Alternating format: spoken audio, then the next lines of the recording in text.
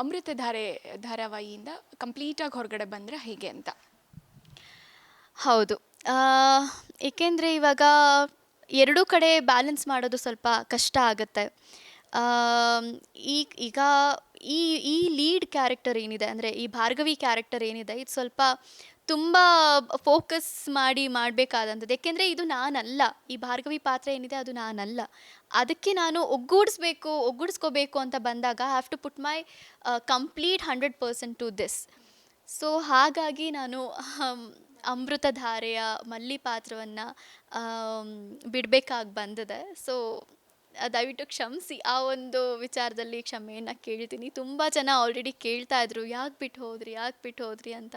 ಈಗ ಒಂದು ಪಾತ್ರದಲ್ಲಿ ಒಬ್ಬ ವ್ಯಕ್ತಿಯನ್ನು ನೋಡಿದ ಮೇಲೆ ಬೇರೆಯೊಬ್ಬರನ್ನ ನೋಡೋದು ಸ್ವಲ್ಪ ಕಷ್ಟ ಆಗುತ್ತೆ, ಐ ನೋ. ಬಟ್ ಮುಂದೆ ಯಾರೇ ಬಂದ್ರೂ ಕೂಡ ಅವ್ರಿಗೂ ಕೂಡ ನನಗೇನು ಸಪೋರ್ಟ್ ಕೊಟ್ಟಿದ್ರು ಅವ್ರಿಗೂ ಅದೇ ಸಪೋರ್ಟನ್ನು ಕೊಡಿ ಅಂತ ನಾನು ಕೇಳ್ಕೊಳ್ತೇನೆ. Thank you so much. ವೀಕ್ಷಕರು ಡೆಫಿನೆಟ್ಲಿ ಅಕ್ಕವರೇ ಮಿಸ್ ಮಾಡ್ಕೋತಾರೆ 100%. ಸೊ ಬಟ್ ಎಲ್ಲೇ ಹೋದರೂ ಕೂಡ ಅಕ್ಕೋರೆ ಅಂತಲೇ ಮಾತಾಡಿಸ್ತಾರೆ ಇಲ್ಲಿ. ಇವಾಗಲೂ ಕೂಡ ಅದು ಫುಲ್ ಟ್ರೆಂಡ್ ಆಗಿಬಿಟ್ಟಿತ್ತು. ಹೌದು. ಸೊ ಅದ್ರ ಪರವಾಗಿ ನಾನು ಕ್ಷಮೆ ಕೇಳ್ತೀನಿ. I am sorry. Thank you so much Radha ಅವರೇ. ಒಳ್ಳೆಯದಾಗಲಿ. ಪೂರ್ಣ ಪ್ರಮಾಣದಲ್ಲಿ ನಾಯಕಿಯಾಗಿ ಬರ್ತಾ ಇದ್ದೀರಾ. ನಿಮಗೆ ಸೂಪರ್ ಹಿಟ್ ಆಗಲಿ, ಸಕ್ಸಸ್ ಸಿಗಲಿ, ಎಲ್ಲ ಸಿಗಲಿ. ಬೆಳ್ಳಿ ತೆರೆಯಲ್ಲಿ ಬೇರೆ ಬರ್ತಾ ಇದ್ದೀರಾ, ಆ ಸಕ್ಸಸ್ಸು ಸಿಗಲಿ. ಎಲ್ಲನೂ ಈ ವರ್ಷ ಐ ಥಿಂಕ್ ತುಂಬ ಬ್ಲೆಸ್ಡ್ ವರ್ಷ ಅನಿಸುತ್ತೆ ನಿಮಗೆ. ಸೊ ಎಲ್ಲ ನಾಳೆ ಅಂದರೆ 28ನೇ ತಾರೀಕು, ಫೆಬ್ರವರಿ 28ನೇ ತಾರೀಕು ನನ್ನ ಸಿನಿಮಾ ಅಪಾಯವಿದೆ ಎಚ್ಚರಿಕೆ ರಿಲೀಸ್ ಆಗ್ತದೆ. ಇವತ್ತು ಅದರ ಇದು ಪ್ರೀಮಿಯರ್ ಶೋ ಕೂಡ ನಡೀತಾ ಇದೆ. ಸೊ ಅದಕ್ಕೆ ಬೇಕಾದಂಥ ಪ್ರಮೋಷನ್ಸ್ಗಳು ಕೂಡ ನಡೀತಾ ಇದೆ. ಆ್ಯಂಡ್ ಜೊತೇಲಿ ಭಾರ್ಗವಿ LLB ಪ್ರಮೋಷನ್ಸ್ ಕೂಡ ಜೊತೇಲಿ ನಡೀತಾ ಇದೆ. ಎಲ್ಲವೂ ಕೂಡ ಒಳ್ಳೇದಾದರೆ ಅಷ್ಟೇ ಸಾಕು ಅಂತ ನಾನು ಆ ಭಗವಂತನಲ್ಲಿ ಬೇಡ್ಕೊಳ್ತೀನಿ ಅಷ್ಟೇ.